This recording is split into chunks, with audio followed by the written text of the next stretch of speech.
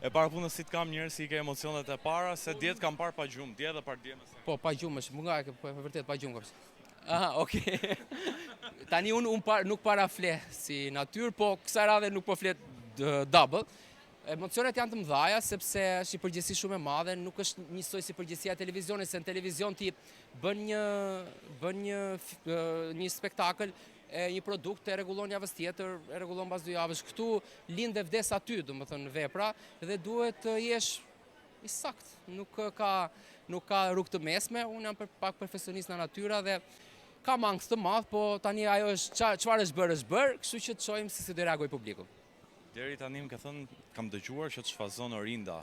2 ditët e fundit, kush të ka shfazuar më shumë? 2 ditët e fundit më ka shfazuar vetja, sepse kam bërë një, domethënë, nga adrenalina e tepruar, unë nuk e menaxhova fare këtë punën e ftesave sot, dhe nga gëzimi i madh, dhe Orinda në fakt po më fazon tani.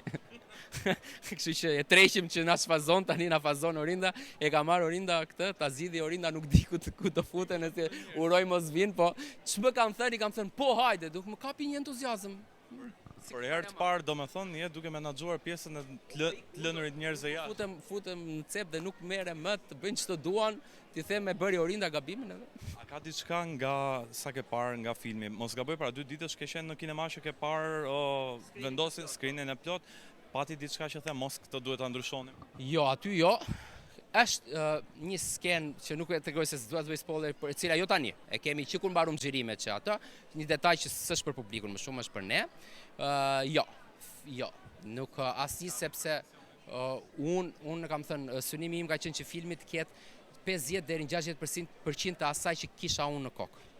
Po në fakt fal njerëzve me të cilët u punua, nga Edi, Gjosti, shpëtimi, drejtori fotografisë, gjithë stafi, realisht e them këtë jo për kot për fasad, ai filmi besoj që ka kapur 100% të pritshmërive të mia, madje këta njerëzit i kanë dhënë dhe një shtysë, kanë bërë ndoshta edhe më të bukur se që kisha imagjinuar, dhe për këtë jam shumë i sinqert dhe i falenderoj publikisht.